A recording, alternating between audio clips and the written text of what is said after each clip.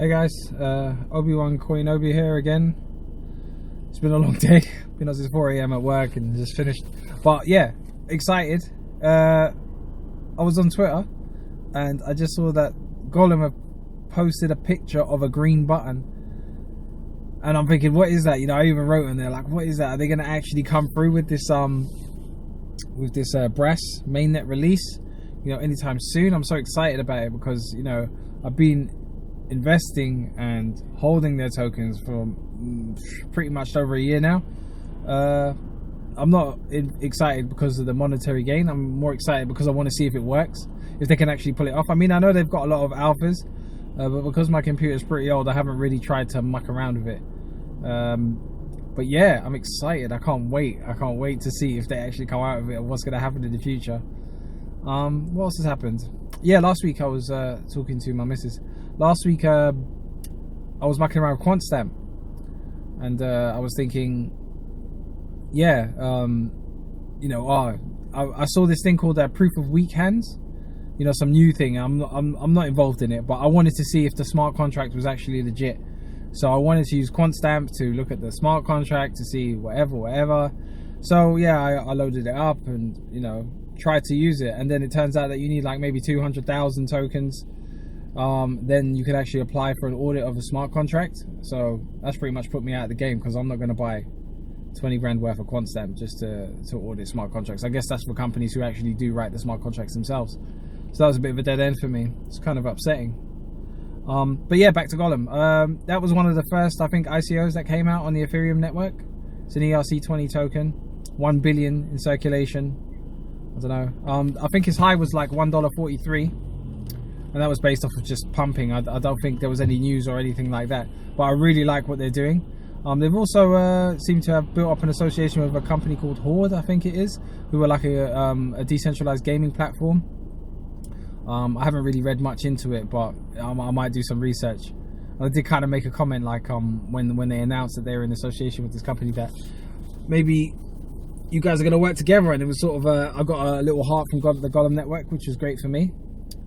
Prices, yeah, it's been kind of disappointing. Everyone's sort of like, oh my god, like, you know, but I feel like we've kind of reached the bottom. I noticed, I drew a little chart myself, you know, I try and it's showing that we're currently at a price of around $400, which was pretty much the resistance level from November 2017 that we broke. So it's strange that we've made all those gains and then it's gone back down to where the resistance is, because as you say, as I've heard and read, that resistance becomes support. So we've kind of hit a support level. Now it's about whether or not we're going to bounce off that support level and go up, or if we're going to hit it again. If we hit it 3 times, then potentially we could be going down further. Is what it is, you know. Like if you believe in the protocols and you know, the development team and everything else, doesn't matter. It's going to work out in the long run. You just have to be patient. I don't know, I'm pretty tired, guys. Sorry, I want to say loads more. I was talking to my girlfriend, because that's the only person I talk to about this stuff, about like basically like hashing power and how it works, and voting and governance and whatnot. I believe it's called governance anyway. Police car. And yeah, I was trying to explain to her what a hard fork is and why it's important. Well, not important, but why it matters when it happens. And basically about the I saw that this Vlad Zamfir, who's one of the main developers on Ethereum, was talking about ASIC miners and whether or not we should hard fork, or not we, Ethereum should hard fork, and you know, so they could become ASIC resistant. Because, you know, when Bitcoin was out, before Bitcoin had SegWit, they had an issue with actually getting it implemented because of the consensus model, which basically means that the hashing power wouldn't allow for them to implement it. So once the hard fork happened and Bcash came out, and the people who basically had all the hashing power that wasn't allowing Bitcoin to go to SegWit moved on, SegWit was implemented. So the people who, I want to say the people, but the company that wasn't allowing Bitcoin to get SegWit implemented was Bitmain, from what my understanding. I might be wrong, do your own research. So Bitmain have moved on and they were giving hashing power to Bitcoin Cash, but it seems like Bitcoin Cash is losing a lot of momentum. There's a lot of exchanges basically not delisting but stopping them from having their own pairs, like trading pairs, like where you could buy Bitcoin Cash, you can buy Litecoin with it and other coins. Seems like a lot of these exchanges, centralized, are stopping Bitcoin Cash from having these pairings and allowing people to switch between, which is going to affect the price. So it turns out that Bitmain, who's been securing the Bitcoin Cash network, has decided to release new miners to secure or to mine other networks. The first was Monero, and Monero basically, I think, either have or are going to hard fork to change their algorithm, their mining algorithm, so they will become ASIC resistant. And then they released a statement, I believe, Bitmain, saying that they've got ASIC miners for Ethereum. So now that's why the questions come up whether or not Vlad Zamfir is saying, well, should we change our algorithm so, you know, we don't have this centralized entity with a lot of hashing power controlling our mining, because mining is everything basically. That's what allows people to implement improvement protocols. It's based off of whether or not the hashing power is willing to support that, I believe. So there's that whole debate going on. I could be wrong, guys. I mean, you guys correct me, because like I said in my first video, I sometimes I feel like I do not know what I'm talking about. I try my best, you know, but this is why I'm making these videos. So like someone could be like, what is this guy talking about? You're full of shit.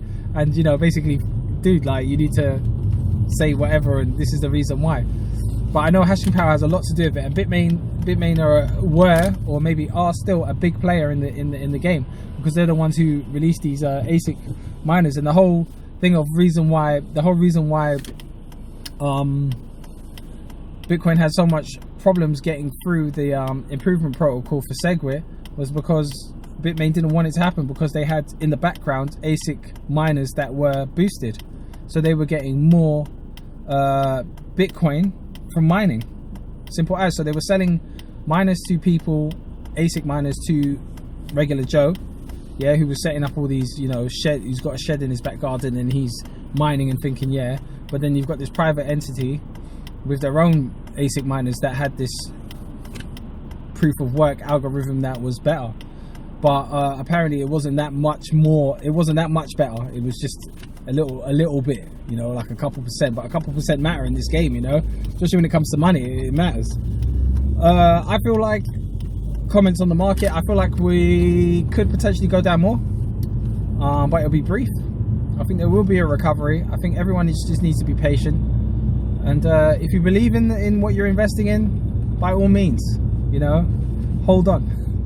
Also, Golem, I'm very excited. Hopefully it works out, and it's a great protocol, and everyone's like, oh my god, Golem, you know. I just wish more was coming out, and I'm hoping that things will pan out the way I see them.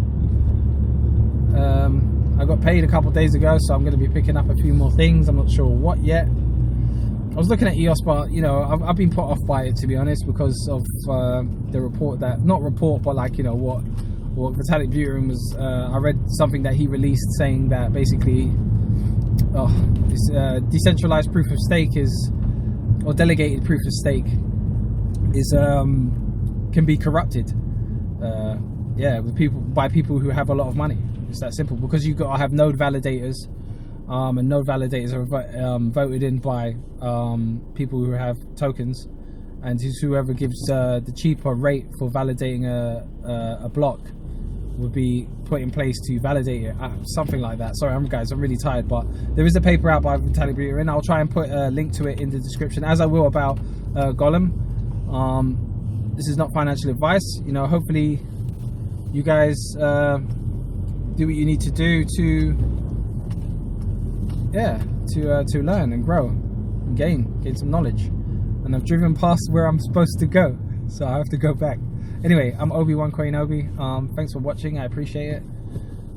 Follow me on Twitter, same name. I'll put a link in the description. I've got DTube as well. I might try and figure it out and post something there and steam it, but yeah, we'll see. Give me some time, guys. Enjoy your Easter.